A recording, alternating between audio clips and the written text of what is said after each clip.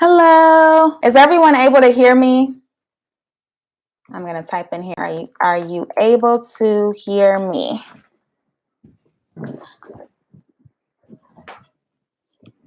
Alrighty, you guys, I'm going to adjust this a little bit.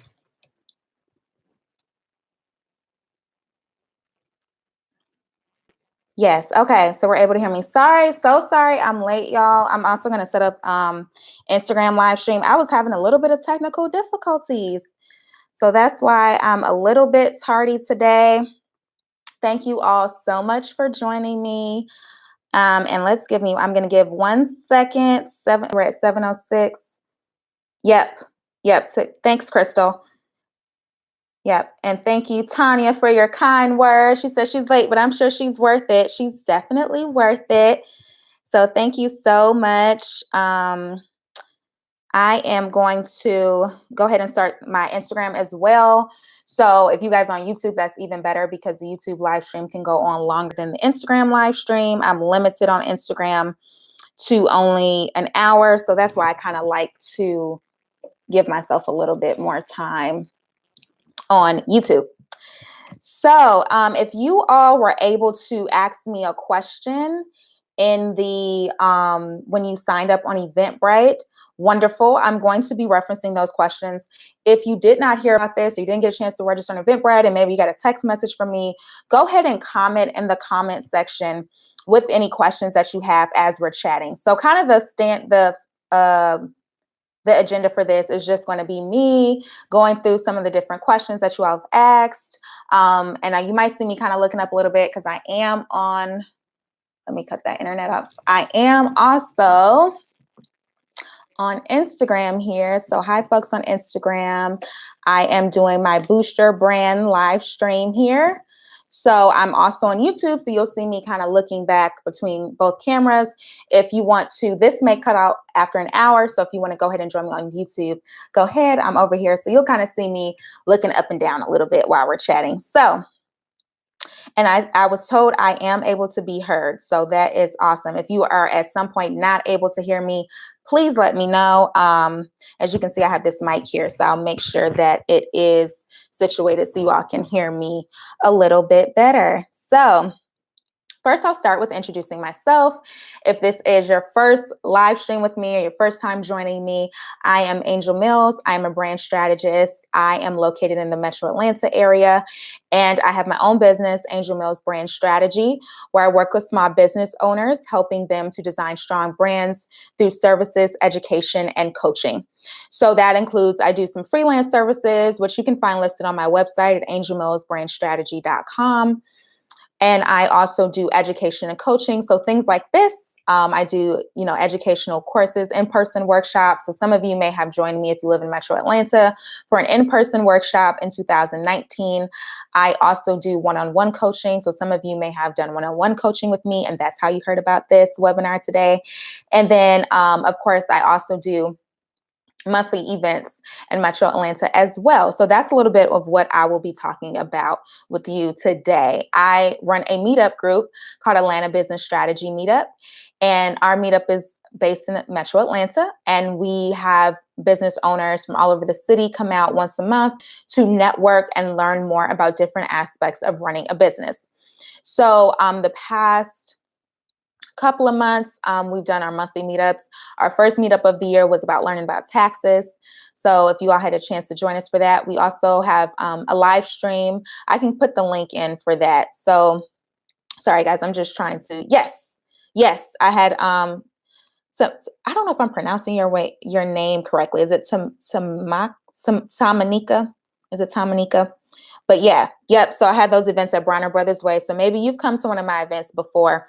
But so we have our monthly events, and our first one was about taxes. Our second one was really cool in February. It was about couplepreneurship. So we had several couples around the city who own businesses together that came in and did a panel discussion for us. So that was amazing. I got really great feedback. And our next event is March 21st. So if you're on my email list, you've been getting emails about that. It's called She Pitched It. I'm super excited about it, y'all. And basically, it's going to be women who own businesses We're going to have 6 of them. So we actually got 15 applicants. So we'll be narrowing it down to 6 this week. And those ladies will be coming in and basically introducing their project to an audience of investors. And so the investors will be the audience. It's a crowd-funded competition. So all of the funds raised from the ticket sales is what will go to the winner. And the audience actually gets to vote for the winner. So it kind of provides the opportunity for anyone to pitch and anyone to be an investor. But it's a Women's Month themed event. So we really wanted to have women who own businesses be at the forefront and get an opportunity to put their ideas out there. So super excited about that event. And is it too late to pitch? So the applications for pitching did close on February 28th. Yes, that was Friday, last Friday. So it is too late to submit a pitch application, but this is kind of our pilot program. So we're definitely hoping to do it again. You can still attend the event. So if you weren't able to submit a pitch application this time, but you think you may want to attend the event, it's March 21st. If you need I can drop the link down to purchase tickets are only $10. And you can come and just check out the format of the event and see if it's something you would want to participate in. And you'd also get the opportunity to meet these great women who are starting businesses. It's awesome networking. I always get great feedback in my events about the networking and stuff like that. So yay, I'm so glad. So we have some folks that are going to be in the house on March 21st. We're going to have a really good time. We'll have vendors. So I had about 3 vendor spots this time. So those are filled now as well, but there are vendor spots available for my next event on April 18th.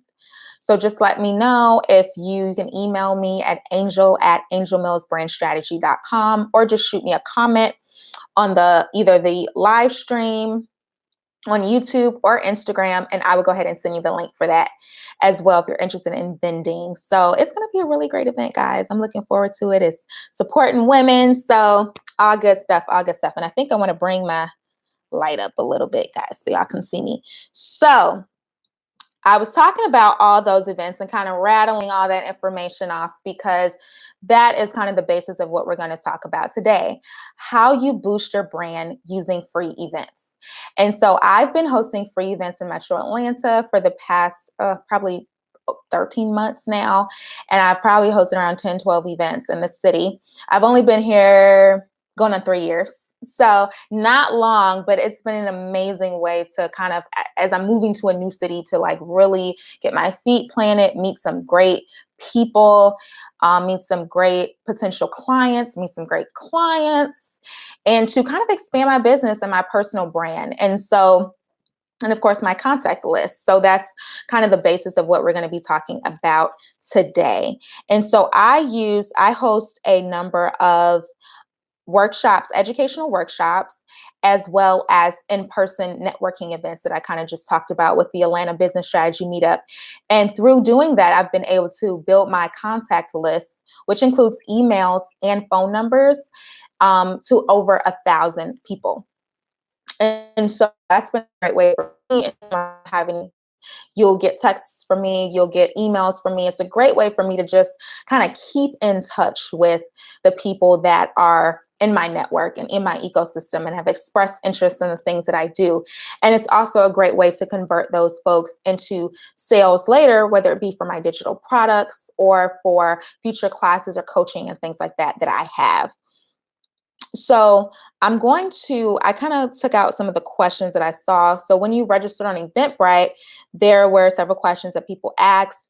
And so I kind of wanted to use this time to address a lot of those questions. There were some good ones. You can also ask any questions you'd like. And if you're on Instagram, you can ask me in the comments. Also paying attention over here on YouTube. I have my laptop out, so that's why you may see me looking down a little bit. So Crystal Davis says she's interested in vending. So as I said before, we do have the vending spots are filled for the March 21st event.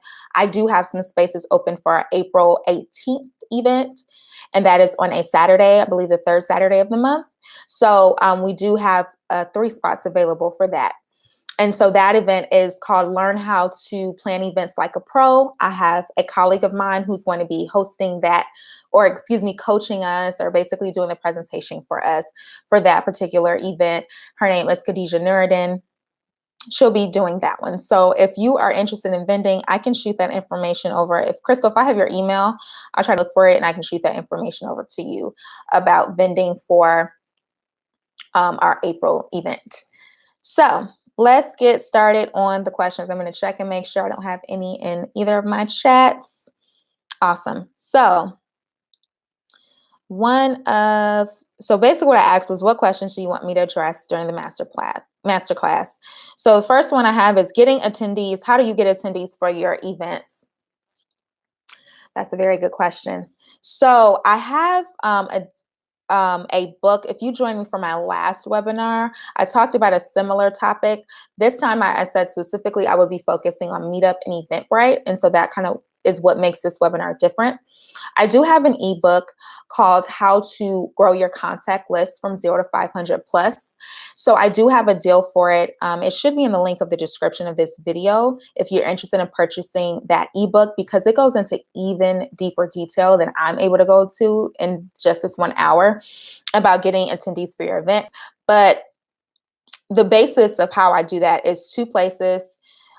They come from, well, probably 3 places, but mainly they come from Eventbrite and Meetup. So I do run a Meetup group, and I have over 1,400 people in that Meetup group. It's called Atlanta Business Strategy, and I blast all of my events out to that group. I also have my email list, which includes some members from the Atlanta Business Strategy Meetup, but mostly includes people that have come to my educational workshops or signed up for my email list. I blast my events out to them as well on my personal email list. And then also I shoot my events over to Facebook. I make sure they're listed on my website. I do a lot of social media promotion and things like that about them. So that's a great way for me to get more eyes on them. I really love, and I talk in depth in this ebook about using Eventbrite, because Eventbrite actually allows you to, it's super SEO friendly. So it allows your events to be searchable by people who may be searching for particular topics that your event addresses. And then it also allows you to get the contact information of the folks that come.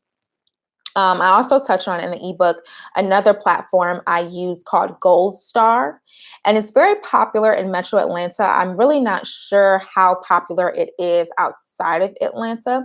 So check on that website, goldstar.com, in your city. What that website actually has an integration with Eventbrite. So what it enables me to do is to promote my event to a wide audience. And especially if it's free, it's no cost. If it's a charge, they do take a percentage of your ticket fee.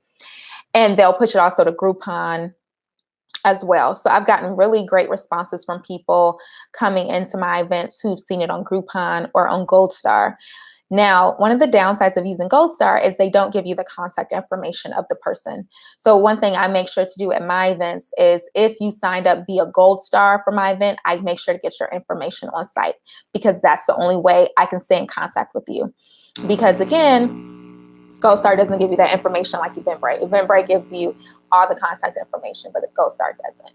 So that's essentially how I do it. So Angel, the link is not live. Click here does not work to purchase the ebook. Thank you for letting me know. So I'm going to go ahead and throw the link for the ebook in the chat. And then I will, after we're done with the live, I'm going to go ahead and just update that link for you guys to, because YouTube actually doesn't let you hyperlink. So that may be the issue. That link may not have hyperlinked when I posted it. So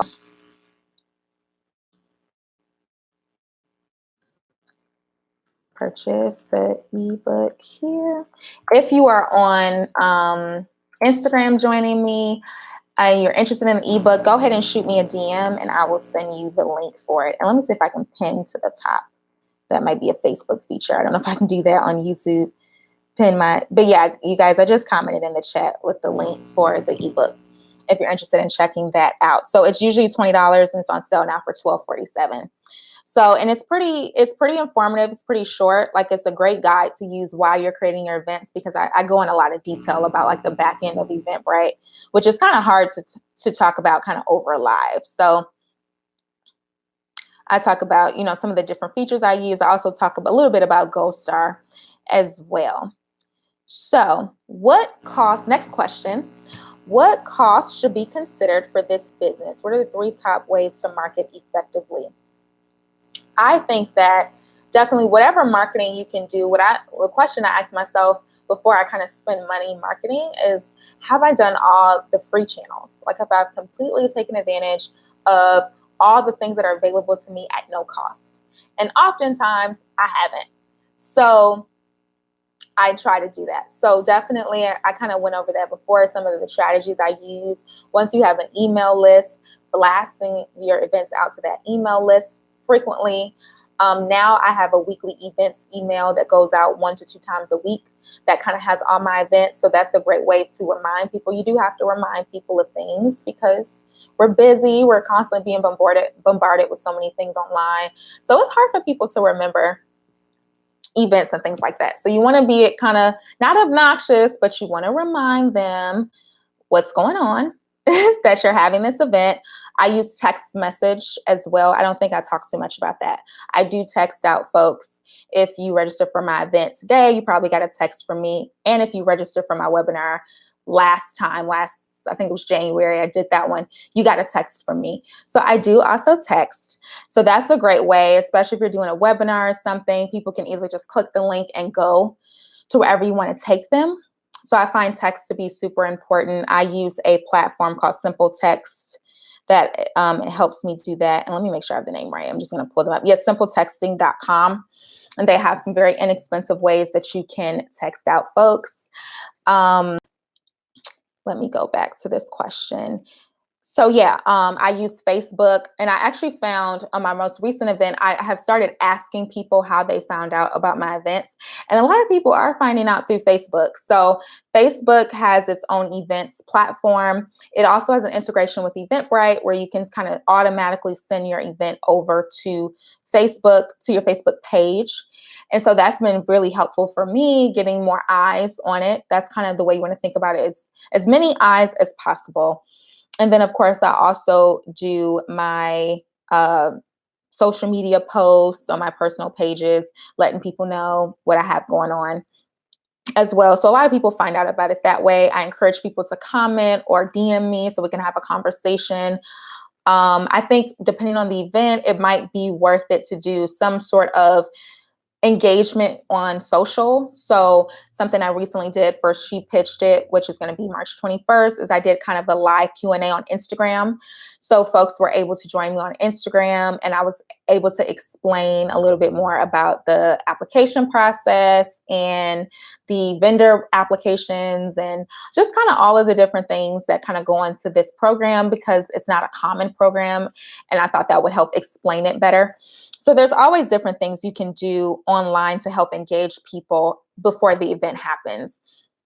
So those are some things, so the ways you can promote definitely for free. And then of course you can do paid social advertising. You can boost your events on Instagram. You can use Facebook advertising to boost your event on Facebook.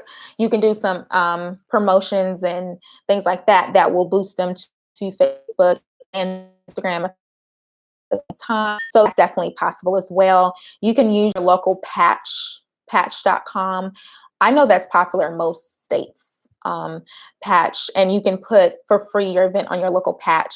And you can also add your event to any of your local online calendars. That's something that I do as well. So for example, I added to the AJC, which is the Atlanta Journal Constitution's calendar. I'll add it to Choose ATL. I'll just add it to different places like that people who may be in my audience, they would come across it there. So those are some things to think about. Definitely think about who you want to be there and where they hang out, and where's the best way to get there, or what is the best way to get their attention. And I think I've also found it to be helpful to be specific in my event description about what it is and what people are going to get out of it. Especially in Atlanta, I have found that helpful because there's so many different events in Atlanta. Like every weekend, like the day I'm having my event in March, there's like so many good events happening that same day. So specificity does really well when people are kind of trying to make those choices about where they're going to go, especially if your event is on the weekend. All righty. So next question. What is your time management strategy, juggling all your events and webinars? Let's see. I don't know if I have the most exact strategy. I think what helps me definitely using Eventbrite. So some things I do have planned out for the whole year. Like for example, my meetups I have planned out for the whole year, the dates, the topics. I don't have all my speakers solidified, but I have everything kind of as far as where it's going to be and what it's going to be about. I do have that planned out. So you can definitely do some sort of calendar for the year, even if you don't have all the details. If you and I talk about this in the ebook, like just kind of the framework of what you need just to get started. And it's definitely like the title of the event, the kind of the gist of it, and where it's going to be and what time. If you can get those things solidified, you can, as the event draws near, you can get more of the details fleshed out.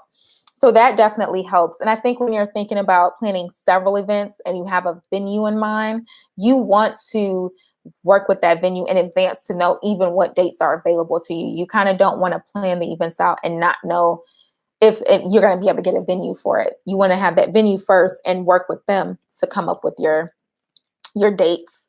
Juggling all your events and webinars, it can be difficult to juggle all those things. I think for me, having those weekly event emails now that I'm doing, where I'm able to kind of just in one email share, hey, these are the upcoming events, these are the upcoming webinars that I have, are helpful, at least even not just for me to keep track of everything I have going on, but for folks who may want to join me or attend, they can add these things to their calendar as well. Of course, I use iCalendar. I use my Outlook calendar as well. Sometimes I use Asana to do some of my day-to-day management. That is super helpful as well. And I kind of just block out time during the week as like, hey, this is the time that I'm going to kind of get some of these details fleshed out for this event. Because as you're hosting multiple, what will often happen is you're doing stuff for multiple events at the same time. So you have to kind of keep track of all those tasks. I have a trusty notebook. I don't have it sit next to me. I have a really cute notebook that I write all my details and stuff like that in as well. So I think you definitely have to find a system that works for you. I wouldn't say my system is like the most refined in the world, but it definitely works and I'm able to produce what I need to produce. But definitely the more advanced that you can kind of get the ball rolling on things, the better. And also when you're selling tickets, the more advanced you can start getting the word out and start selling those tickets, the better. So also, if you all have questions on YouTube, I'm going to look up at Instagram a little bit. I know I've been looking down at my webcam a lot. So if you all have questions, please let me know. We are talking about how to boost your brand by hosting free events. And we're talking about growing your contact list, doing that as well. And so the idea is that you're eventually able to grow this contact list to a place where you can, promote upcoming events, promote products, whatever it is that you have going on. So I'm going to skip that. So please speak about which tools, platforms, resources you utilize and why, and which ones cause headaches that you recommend avoiding altogether.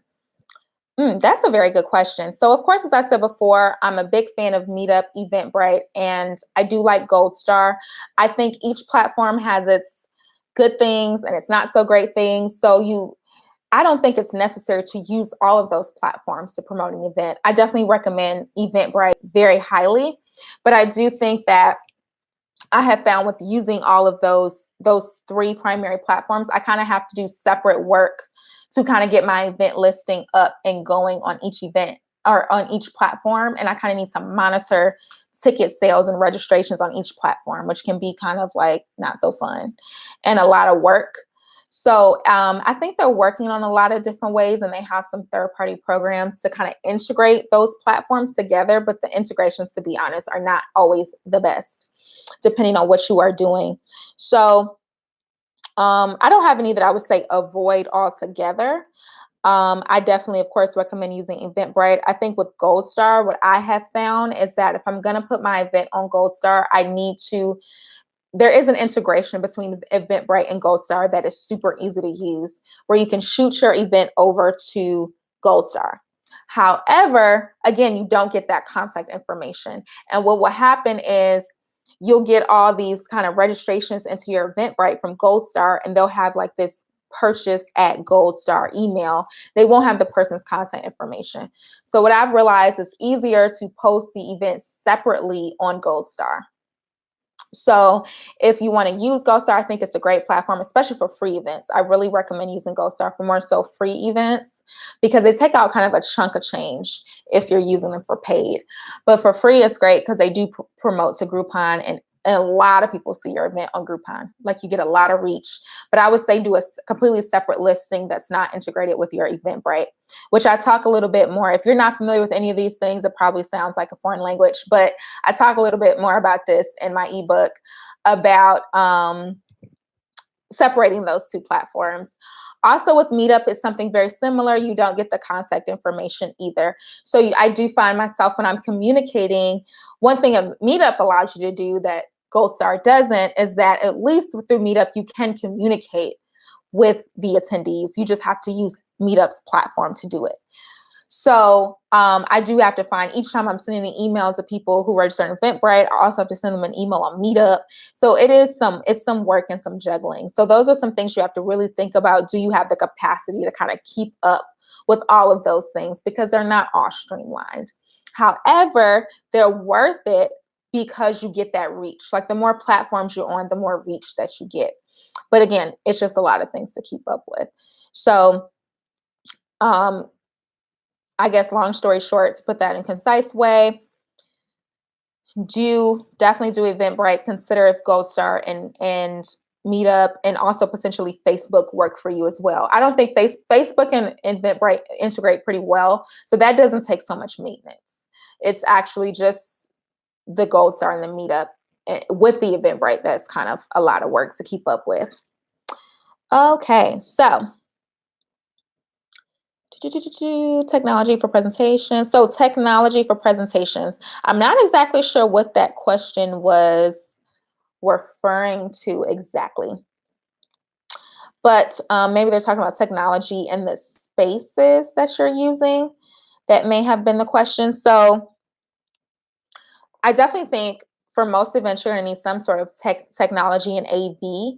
And so you really have to consider that when you're thinking about your venue spaces for your events. Does it have the ability for you to have a television screen and show your logo, or to show slides, or, you know, if you want to speak about something, does it have that capability? You want to go to that event space beforehand and make sure that it has kind of all of the AV needs that you desire, and also that you know how to operate them in the case that there's not someone on site that can assist you with that. How to boost your brand. So this question was kind of like how this person wanted to learn how to boost their brand. So you're boosting your brand because you're having these events, and I would encourage you to think of them as like brand experiences. You're having these brand experiences, and people get an opportunity to come and see what you're about. They get to interact with you. If you have a product, you have your product displayed. So it's easier to convert someone who's interacting with you in person into like a sale or onto your email list than it is digitally when they don't really get a chance to interact with you. Me doing this event guide, it's cool, but it's not the same as you getting to actually come and like meet me in person and see what I'm about and see kind of like what my tribe is about. It's not the same thing. So these experiences are so important, and especially as you're beginning a brand, to begin to kind of build that authenticity and that social what do they call it? Social proof that you're looking for. And I think a lot of times when we're thinking about building a brand, we kind of just think about our presence online. Do I have a website? Do I have an Instagram page? Do I have a Facebook page? We don't think about the importance of still interacting with people in person. Like, that still matters. People still need that. So next question. I'm very interested in how to actually start doing these in general, and what platform is best. Zoom, Facebook Live, Ethic. And this is from Tina. So I'm assuming she's talking about doing digital events. Now, that's another question that it depends on what is best for you. Now, and I don't know what events you're trying to do. Now, if you're doing something similar that's educational, I think definitely there's opportunity for web events. They're super cool. They're super fun. It's a great way to interact in kind of a low stakes way with people. Now, As far as using Zoom or Facebook Live, so Zoom costs money, first of all.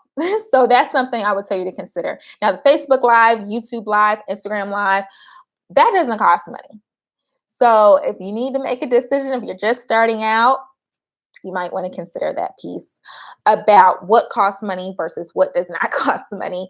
So I think, again, you also want to think about the time limits that each of these platforms have for you to stream. So Instagram is 1 hour.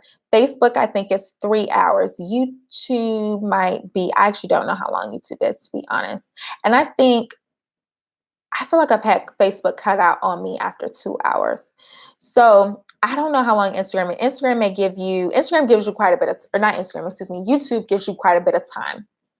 YouTube gives you quite a bit of time to stream. So those are all things you want to think about when you're thinking about hosting your event online and how much time your event is really going to take. I think an hour is a great sweet spot if you're educating people about something and it's going to be interactional. That's not a word. It's going to be interactive. That's the word. It's going to be interactive.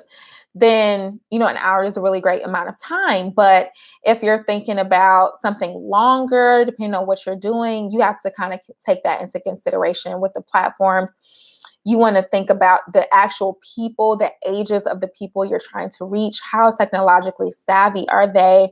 You're going to probably have to send out links to them to join. So kind of like what's easiest for you, and as well as the people that you're trying to attract. And Eventbrite is super cool because they actually, if you're doing an online event, they'll let you put a link in there. So if you guys signed up for Eventbrite, you notice that you got a link to join me here on YouTube. So that's pretty cool. That's a really great, and they'll send it automatically for you. So that's something you don't have to manually do, which is awesome. And it's not something else you don't have to remember. So that's kind of my response to that. I definitely would recommend, if you're just starting out, go with whatever's free and most convenient for you, essentially. So next question, gaining clients as a party decorator, types of content to post when you're just getting started. So I guess this person is saying they are a party decorator and they're trying to post on social media to get people started. I definitely think there's ways that you can host free events to promote that service. And clearly your target audience is people who are hosting parties. I would encourage you to think about what the niche of that is. So what types of parties are you looking to decorate? And don't say every party, because I know you don't want to decorate for every party. Do you like weddings? Do you like birthday parties? Do you like children's birthday parties, adult birthday parties? Like, you want to be able to kind of niche it down to what types of parties. And then you can definitely host events where you're decorating, of course, so people kind of get a feel for what it is that you're capable of doing. And you're also providing them the opportunity to book with you, to have you decorate an upcoming event for them. I've seen folks who do party decorating do giveaways online. So they may have had people share a particular piece of content on their social media, and then whoever does it, the giveaway was getting a party decorated up to a certain dollar value. So that's definitely something you could do that would enable you to kind of get your brand out there, encourage other people to share your brand, and also let people know what you're capable of doing. And then as far as just general content, I mean, you post content of parties that you've decorated. Of course, you post parties of things that you've done. I mean, I think with that kind of work, it's a show and tell kind of thing. People want to see what you're capable of. You can post customer testimonials, whether it be video or text that you're taking and kind of putting on a solid background to, positive testimonials that people have from you of how great your professionalism is, how great your work is. Have that accompanied with pictures and video. It's a show and tell thing. So as much as you can show and tell, that's what you should do. Also consider looking at Pinterest as well to, if you don't already have a Pinterest page, look at Pinterest to begin to promote your brand that way as well, because what you do is so visual. Pinterest is a great platform for that, for sure. So still, okay. Guys, I'm just looking to make sure I don't have any questions in the comments. Okay. So back to my questions that came from Eventbrite, from the folks that registered. So how to get started? Oh, this is a good question. How to get started with low funds and no audience. Basically, I'm starting from scratch. Yes, yes, yes, yes. I started from scratch too. So I am with you and I completely understand. So, how to get started with no funds. I don't know exactly much about your business or anything like that. If you're talking about like how to, events are a great way to get started with no funds because you're providing an experience for people, you're providing value very quickly, and you can get those people, on your contact list. If you have something to sell, you can sell them as soon as they come. So it's a great way if you're just getting started and you don't have a big, vast amount of people you can reach out to, essentially. So what I did was when I was first getting started, you want to make your event as low cost as possible. Basically, you want to make it as free. Free is, you get more people in the event if you can make the event free. And of course, it's better for you if the event is free if you're just starting out and you don't have much funds. So what I did was I partnered with my local library. And your local library does, if you're a member, I don't even think you have to be a member, but if you live within the district that library services, they provide free space as long as your event is free and open to the community. So you can work with the library to reserve space there. And I know in Metro Atlanta, a lot of the libraries have been newly renovated. So the technology is A1 and the space is super clean and sleek and nice. So I'm not sure where you live, if you're in the city or if you're in another city somewhere in the US, but you can definitely look at the library, see what space, each branch is going to have different spaces available. Some of them have auditoriums, some of them have small meeting rooms. So depending on the type of event that you want to have, they'll afford you the space for free. You can reserve it and do what you want to do in that room. And that is the biggest expense, I think, for most people is securing the space. That's where people will spend the most money, and food. So I think on the food front, you can either, of course, provide food, or you can have someone come in who may want to get their business out there. I've done that before. I've had folks who have a food business and they want to do a tasting for us. And so that kind of provided food, and I just provided water. And that was all I spent money on, was water and just kind of printing. I printed some materials. And so I just spent money on that. And the person came in and did samples for everyone. So they had a little food item. But the event was only a couple of hours. So it wasn't like I needed to serve a meal. So that's something to think about too. If you are not able to do food, keep the event within a certain time frame, or it's not even expected that you would be providing food. Maybe you can provide some light bites, and then you can have the entertainment or whatever kind of the focus of the event is going to be. You can have that within the library. Most libraries will let you serve food and things like that in those rooms, and then you just need to clean up the rooms after. That's usually what they ask of you to do. So they'll also promote the event to the library. Folks who come to that library, they may put a poster up in the library, they may send out an email or something like that. So that could be a way for you to get additional attendees and things to your event, because the library will partner with you on it and assist you with promotion. So that's a really cool way to just start your wet, see the type of people who are even attracted to the idea that you have, that you're putting out. Kind of just see who comes. Now, I will say with that, it might be some people who come who are not at all the kind of people that you want to, be your customers or something like that. And that's okay. And that's a good way for you to kind of see who you want to work with and who you don't want to work with. But it's a great with networking. Folks will come to this event. They'll network with you. They'll network with one another, and they'll really enjoy. And that's a great way for people to just start to get to know you and build rapport and start to like you. So that's a great way to just get started. Go to your local library. So I want to grow my business using social media marketing. So I don't know what this person meant, like in relation to this and events, but we kind of talked about earlier some of the different ways that you can promote your event on social media for free. And we also talked about some paid ways, but I focus more on the low cost free ways that you can do it. And so, of course, creating an event flyer that you can share on social media, on Instagram, on Facebook is awesome. Making a Facebook event is great. People really do see it.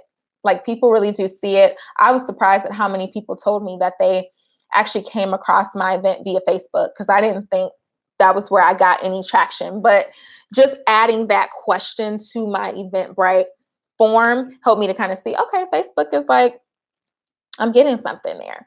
So, and when people search different topics on Facebook, you want to make sure your event is tagged appropriately. So your event will pop up. So if you do crafts, someone's looking for a craft event, your event will pop up as an option for them. And that's a great way for folks, your event to get attention that it would not normally get outside of your usual realm of influence of people that you know. So those are great ways to start using some of social media to market those events. And then simultaneously, you're marketing your brand because your brand is attached to this event. You're going to make sure that it's visible and that the flyers and all of the visual representation and the messaging that you have align with your brand. So people will be able to see, oh, have you heard about Angel Mills brand strategy? Or if you heard about whatever your name of your company is. So sorry, guys. So, yeah, sorry, just checking on those questions. Yeah, so that's a great way for you to start, marketing your events and marketing yourself. So I do have a question here. What's your advice on food and drinks? I just talked about that. Funny. That just came up. So yeah, my advice is keep it low cost. Try to, what I've started doing now, what I did do, sometimes I would come out of pocket and buy little foods. Now I'm doing vendors. So I try to always have a food moving forward. I'm going to always try to have a food vendor at my event. So the vendor, of course, pays a fee to me to be in the space. And then they are going to be able to sell their foods to people. Anybody who wants to purchase them can just buy them from them directly. So I don't have to come out of pocket for anything. So that works. You can also invite someone in who may want to do a tasting. I've done it before, and I've had some people reach out to me to do it because they know, I have at least like 50 folks coming. So they might want to show off their new wine or their new cookies or whatever, item that they have. So you can definitely open it up for that. If there's someone who just may want to get their brand out there, that's the way to do it. You can, of course, always get your food sponsored too. If you're going to have a good turnout, you can try to get a sponsor from a local restaurant or something for them to provide free items for you. Do you have a vendor that does your event flyers? That's a great question. And we didn't talk about event flyers. I do all my flyers on Canva. I do it myself. I've only had someone help me do a flyer like one time. I usually just do it myself. Canva.com. I love Canva. It's a great site. I do have an affiliate code, y'all. I should throw that. I'm going to throw that in the chat. So if you want to sign up for Canva, if you don't already have it, I'm going to put a code, and I think I get a little kickback if you use that code. So let's throw it in the chat. So with Canva, they have flyer template things. You have to kind of add your own colors. I'm going to add it to the chat, guys. So all you have to do is just add your own colors and things like that to these things. They're kind of already designed for you. They're really nice. So I usually use them. Sometimes I'll tweak it up a little bit more, add photos and things like that to my flyers. So I do all my own flyers, which also saves money too for the folks who said that they are, I don't think that link posted properly. Yeah, for folks who said they're kind of like on a budget, really, that's a really great way to save money. Is to not do, and I would suggest not doing too much printed material either. Try to do everything digitally. Just send it, text it to people. If you see people on the street, that's what I'll do. If I'm connecting with someone and they want to know about the event, I get their number and I text them right then and there with the event information. So that saves money on printing as well. If you're what's your advice? Sorry, guys. How far in advance would you promote for an upcoming event? At least 6 weeks. Sometimes, depending on the event, maybe you can do 2 weeks. Like this webinar, I don't think I promoted for 6 weeks. I think I promoted for like 2 weeks. So if it's an online event, then maybe you can get away with 2 weeks, 4 weeks. If it's an in-person event, 6 to 8 weeks, 12 weeks. If you can do 12 weeks is awesome. 12 weeks is a great amount of time, but you want to give a good amount of time, especially if you have ticket sales or there's a certain price point you want to get to. You definitely want to promote an advanced amount of time because people take a while to come around. People might hem and haw about it. You want to give them more time. Also, if you're growing your contact list, especially now, this is for if the event is free, that's the more contact information you're getting you're getting to come to you. So you're building up your email list. So if the event is free and it's open for 12 weeks, all of those people who register are not going to come, but you have their contact information now and you can reach out to them later. So that's what's really cool about that. And let's see, do you have a vendor? No. So we talked about flyers. If your events are specific topic driven, how do you create free events building up to paid events? Should you always have free events mixed with paid events? I have a mixture of free and paid events. I think that it's really up to you of what you want to do.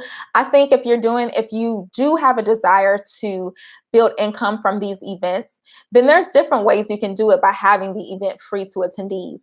So, I talked a little bit about having vendors. So if you're able to have vendors in a space, you might want to focus your energy on getting vendors and having the attendees come for free, having the vendors pay, and then possibly having sponsors or donations, or there's different ways that you can bring in funds for an event without having the attendees pay. Because of course, if the event is free, you have a higher chance of a better turnout. And I think when you're doing, why I recommend specific topics is because, again, there's so many, especially if you live in a major city, that city has so many events on a given day. Especially on the weekends, they have so many different events. So if people are able to kind of see what your event is about specifically, then they're more inclined to come because they know what they're going to get. And one thing I see, even living in Atlanta, and I'll see other events and I'll click on them and I'll look at the descriptions and I'm like, what is this event about? It's not specific. I don't really know. Discussion about entrepreneurship. Okay, and what aspects of entrepreneurship are we discussing? Because I'm at the point now where I'm attending an event, I want to know for sure what type of people are going to be there and what I'm going to get out of it. I don't really care for a lot of the general, we're just going to talk about business. Okay, and what aspects, maybe, I don't know for sure if I'm going to come to this event and it's going to be a waste of my time or not. But if I know I'm coming to this event and we're talking about business taxes, and that's what I'm interested in learning about right now, then I know for sure I'm going to get what I want going to that event. So that's something to think about as well. Okay, so another question. What have you found to be an effective cost for vendors to participate at your events? So right now I'm charging $45 for vendor tables. So I think that really depends also. I think you really want to think about how many people you can get into a space. Do you think, to be fair, do you think that vendor, if they pay you $45, they're going to get that back? Because that's what's important to them. If they pay $45, they want to feel like I can at least, make that back if I come and vend. So you want to think about how many people you have into the space. If those vendors, if what they're selling is going to be appealing to the audience that's coming. If you're going to have 150 people, you can charge more. If your events typically have 50 people, then you wouldn't charge as much. So you want to kind of take those things into consideration. And you can also work things out with vendors where after the event is over, they pay you a percentage of their earnings, or I wouldn't necessarily suggest that. I think it's better to just get the money up front. But yeah, it's you. And why I really felt comfortable with charging the 45, especially for she pitched it, is because that money will go to the winner. So that's what I always tell the vendors is hey, whatever happens, I can't control if, you make $45 or whatever, but this money is going to go to the winner and it's going to a good cause. So it's not just going to a personal profit for me, So that's something kind of for them too. Guys, this hat is sliding, y'all. Why this head slide? Because my head big, guys. So, so it's not just going to me. It's going to a really good cause. So that's the way that you can always sell it as well. Yes. So did I get any questions? Instagram, guys, I think I have a few more minutes with you guys and the Instagram is going to cut off. So if y'all have any questions, please let me know. I think, did I answer all the questions over here in YouTube? Okay, I think I did. So I'm going to go back and so we're kind of nearing the end of time. So I think I'm going to do one more question and then I'm going to start wrapping up. So how to maximize visibility on social media platforms and what to offer a good ROI. So maybe this person, it really depends. I don't think that's a universal response for everybody because it really depends on who your target audience is for your event and where they hang out online. And you want to think about age, you want to think about demographics and things like that. I think Eventbrite, personally, it reaches a wide audience of people. But I think when you start going into places like Facebook and Instagram, Instagram tends to have more of like a early 20s to early, like late 30s crowd on there. Facebook tends to veer a little older. So you can, if you're reaching a little bit of an older audience, you can get them on Facebook. So it really depends on, like, for you and your business, what's the best ROI for you, and kind of like, what is your ultimate goal? What are the kind of people you want to see come into this event? I don't think Eventbrite you can go wrong. But when it comes to social media, it could, depending on the event, may not. If you're veering towards an older audience, you might just want to stick with Facebook with them, because they might not really be on Instagram like that. But it's good for you to also ask that audience. You can even ask them on in your Eventbrite form when they register to attend, what social platforms are they on? So you get kind of an idea of where it would be best for you to focus your energy, especially if you want to put money behind it. If you want to do paid social, you really want to understand that information. So so we said, I did not hear most of this. Is this regarding She Pitched It? So basically what we've been talking about for the past hour is how to boost your brand hosting free events. So we've been talking specifically about using Eventbrite, Meetup, and Gold Star, as well as Facebook and Instagram, to promote free events that you're having, and also to grow your contact list doing that. So that's kind of essentially what we've been talking about. If you are just logging on, you realize you missed a lot of it, that I will have the replay will be up on Instagram for 24 hours. And then also on YouTube, it will live forever. It will live forever and ever on YouTube. So you'll be able to go ahead and listen to the live stream here, hear the questions, the chat will populate as well. And yeah, since we're on the last couple minutes, I'm gonna start wrapping up, you guys. Thank you so much for joining me tonight for Boost Your Brand. I think we had an awesome conversation. I would love to hear from you. What do you want to talk about next? What are some of the other burning questions you have about building your brand, boosting it, free events, maximizing your marketing dollars? Definitely we can talk about paid social as well, because I have a lot of thoughts about that. If you want to talk about social media content, I'm just really curious about what it is that you guys want to learn more about moving forward. And some of you kind of provided me that in your responses on Eventbrite, which I truly appreciate. I will be sending out a text message and an email with the links that I kind of mentioned today, because I know some of folks said they weren't able to access it in the description for YouTube. So I'll send them out if you want to go ahead and grab that ebook. Also, if you want to join Canva, I'll send that out to you guys. So thank you so much for joining. I hope to see you if you're in Metro Atlanta on March 21st at She Pitched It. Tickets are still available for those who want to attend. It's going to be an amazing event. So I would love to see you there. And I also see you on April 18th for Learn How to Host Events Like a Pro. And that event is free. So I definitely hope to see you there. Thank you so much for joining, guys. You all have a really great night. Mwah. See you later. So I'm going to end you on live. Save, share the story, and then we're also going to end on YouTube. See you later.